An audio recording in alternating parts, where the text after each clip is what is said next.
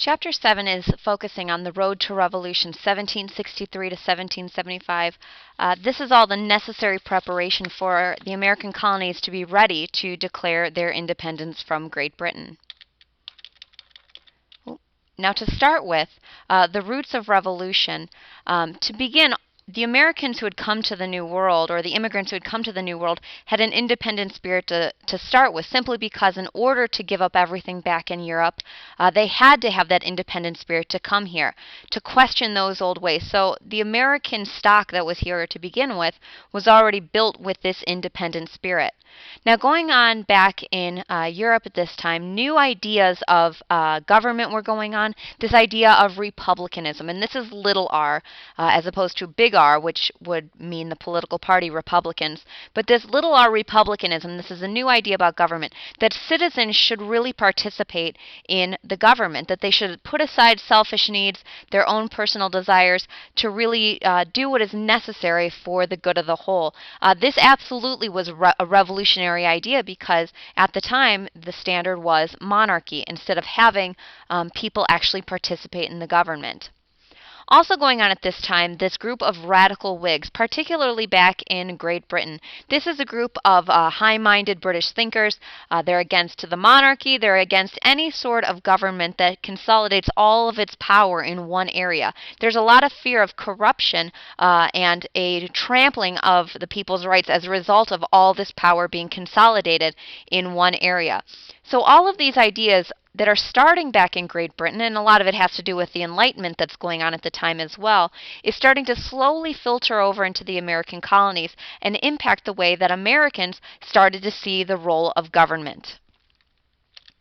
Now, moving beyond just the role of government, the idea, this economic idea of the time of mercantilism. Now, if you remember, mercantilism, this is an economic system that a lot of colonies or a lot of mother countries used at this time. The purpose of having colonies is to make money for the mother country. Great Britain, in this example, uses the colonies to pull out all of its raw materials, to take those raw materials to create finished products, and then have a guaranteed market to sell those products back to the colonists. Also, anytime that the colonists try to buy from other countries, they get that money through taxes, through those Navigation Acts, which we've already talked about as well. Really, this allows Great Britain to operate without any sort of competition from other countries around the world, or even if they do, to extract very high tariffs or duties on those products. Now, and this is all fine and good while the American colonies are in its infancy, but as time goes on and American population starts to grow larger and larger and larger, this starts to lead to a currency shortage, simply because especially since American population is doubling every 25 years, all of the coinage, all of the British pounds that the American colonists had to be shipped back to Great Britain to buy those finished products from the British merchants. So if I wanted to, as an American colonist at this time, buy a product from my neighbor down the street, I didn't have or I didn't have hard coinage in my pocket to buy that product. So many colonists actually turned to creating their own paper money or bartering in some cases. However, Great Britain really was against this idea of creating paper money simply because it depreciates the value of the British pound at this time, simply because more money in circulation devalues the actual currency going on. And also, they were not necessarily in favor of lenient bankruptcy laws, simply because if I am an American colonist at this time and I go bankrupt, it means I don't have to pay my creditors back in England, which obviously the British Parliament is focused primarily on helping those people living in Great Britain at this time. And to add insult to injury, Parliament always retained its veto right over the colonial legislatures. So as little power as they did have over their own lives, and usually in the matters of local affairs, Parliament could always use this veto power to get rid of any of that legislation. Now, obviously, they didn't use it that often, simply because Parliament could have cared less what was going on in small-town Massachusetts at this time, but the fact that they retained this power felt like an intrusion to the American colonists at this time. Now, as far as mercantilism is concerned, there are some positives and negatives for the Americans involved here. First and foremost, let's be real. The Navigation Acts really weren't that heavily enforced. If you remember, after the Glorious Revolution and the coming back to power of William and Mary, they kind of entered into that period of salutary neglect, where they kind of turned their backs on these navigation laws. And the American colonists, for a large period of time, were able to trade with whoever they want to, obviously through smuggling being the key way. So there is this established period of time where smuggling is pretty regular, and they can trade with the French West Indies or Portugal or Spain or whoever they want to trade with. The problem is going to come back in when the Navigation Acts start to be more heavily enforced later on. Also, it was helpful for the American colonies because they also didn't have to compete with other parts of the world. The American colonies actually had a monopoly on tobacco. The American colonies supplied all tobacco going to Great Britain at this time, so that door swung both ways. It had helped American tobacco growers. They were able to charge whatever they wanted to. And for the first, 100+ years of the American colonies being here, they had the strongest army and navy backing them up with no cost to them whatsoever. The problem is going to come in when the British start wanting to charge for this protection from the army and navy. But the reality is, even with all the positives that were going on for the American colonists at this time, mercantilism still made them feel like they were dependent. There's no ability to move beyond this period in their life. They have to remain colonies. They have to remain children to the mother country of Great Britain. So in steps the 7 Years' War, which we've already talked about. And with the 7 Years' War, and obviously the French and Indian War in the North American continent, Great Britain, sure, they became the greatest military power of the world, but they also accrued a huge debt for that war. 140 million pounds was the debt that they had after the 7 Years' War was over. And not only that, now they had this huge empire they had to contend with, which only would add more and more money to that debt, simply because they had to pay soldiers in order to secure that empire. The Prime Minister of the day was George Grenville, and he said, well, there's a certain number of things that we can do to start making back some of this money, to start paying down this debt. And the first thing we can do as Great Britain is start really enforcing those Navigation Acts and getting that tax revenue when the American colonies tried to trade with other parts of the world. Also under Grenville, Parliament passed the Sugar Act of 1764, a tax that was put on the colonies to help pay debt. Anytime the American colonies tried to buy sugar from the French West Indies, they had to pay a higher tax. Now, obviously, this is in keeping with mercantilism, but the American colonists were not in favor of this. Also in 1765, Parliament passed the Quartering Act, requiring the American colonies to house and feed British soldiers if they were sent to the American colonies. They had no choice. A British soldier could just be placed with them, and they had to support them and feed them. Also in 1765, the Stamp Act was passed by Parliament, which is essentially a tax that if an American colonist had an official document, such as a trade agreement or a marriage license or something that's an official document, they had to go to the stamp collector and have a stamp affixed to that document to prove that they had paid a tax. Now, it is a small tax, but the purpose of it was to raise money to support an army, especially if the American colonists wanted to move past that proclamation line of 1763. An army had to be raised in order to protect them from the Native Americans.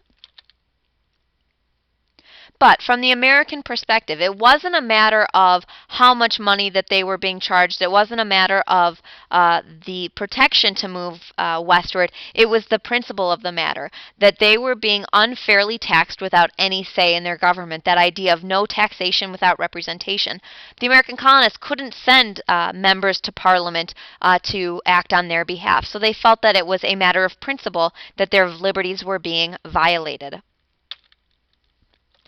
Now, with this Stamp Act, another part of this, other than the no taxation without representation, is this idea that if you were found violating the Stamp Act, these offenders would be tried in admiralty courts. Now, basically what an admiralty court is, it's different from a civil court. There are no juries in an admiralty court, and the burden of proof is on the defendant, meaning there's no innocent until proven guilty. You had to prove to the court why you were innocent. If you couldn't do that, you would be thrown in jail for violating this Stamp Act. So to the American colonists, this was setting a very dangerous precedent to create courts without a jury.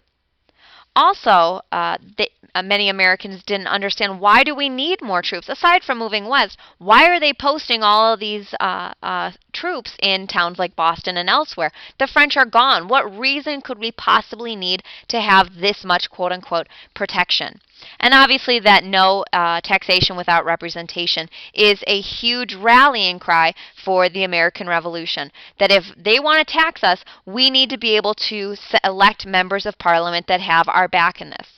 Now, from the British perspective, they said you don't necessarily need direct representation. You, like everywhere else in the British Empire, have virtual representation. According to Grenville, the Americans didn't need to vote on members of Parliament because obviously Parliament had their best interest in stake, of course, because they saw them as British subjects. The Americans weren't buying it. They said you cannot vote in taxes without us being able to represent ourselves in Parliament. Now, the reality is, even had the Americans won that fight and gotten representation in Parliament, it didn't necessarily mean that that's what they wanted to. Simply because Americans sending members to Parliament, they wouldn't have been able to get anything done. They would have been so outnumbered by the people living in Great Britain that they would not have been able to have those taxes pushed aside like they wanted to. So really it was a rallying cry for nothing, because getting representation wouldn't have changed the situation. Here you see an example of one of those stamps that would be put on the official document to prove that that tax had been paid. Now, in steps this idea of the Americans working together in order to ensure that this Stamp Act goes away. So in 1765, a quote-unquote Congress was called together, where delegates from 9 colonies came together to list their grievances to the King and Parliament, to say, here are the reasons why we are upset about this Stamp Act that has been passed. Now, the impact of this is very, very small. It really didn't change much, but it's showing that there is an increase in colonial unity, that colonies are actually starting to think about working together in order to make a change to their society. What really had the greatest impact was these non-importation agreements. Across the colonies, Americans got together and agreed not to bring in or to buy any British goods. These are essentially boycotts. They were refusing to buy British-made products to really strike an economic blow to the British merchants. So it became fashionable for people to wear homespun clothes that they made at home, instead of buying ready-made pieces from Great Britain, to show that solidarity to that movement. To not eat lamb, because obviously we needed the wool in order to make these products. We were avoiding British textiles at this time to show how angry Americans were about the Stamp Act. And so the reason this is important is that it's a common person getting involved. It's not, high-minded, wealthy people enacting this type of protest. This is the everyday common person getting involved to show how angry they are and really making a difference. And if that didn't work, there was always these 2 terrorist groups, so to speak, to help enact these boycotts. The Sons of Liberty, and not to the same extent, but the Daughters of Liberty as well, that to keep these boycotts going through force, that people who were found violating the non-importation agreements would be tarred and feathered. Stamp officials, they would have effigies hung and burned, obviously not the real person, but a likeness of them, to really get people to fall in line out of fear. And so out of this fear, the infrastructure broke down. Nobody wanted to be a stamp collector simply because they didn't know if their safety was going to be in jeopardy or not. And so British merchants really started to have more of a say. And here you see some of these examples of demanding no Stamp Act. And so what we see, the British businessmen were actually the ones being hurt economically because no Americans were buying their products. So these British businessmen, who, by the way, were able to vote people into Parliament, protested to Parliament to repeal the Stamp Act. Half of their shipping was going to American trade.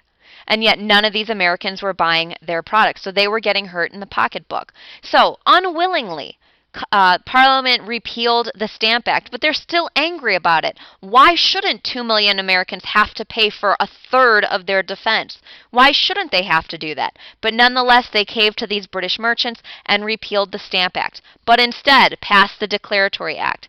once again demanding that they have absolute authority over the American colonies, and if necessary, they will quote-unquote bind the American colonies, meaning they are not afraid to take action should the American colonists try this junk again.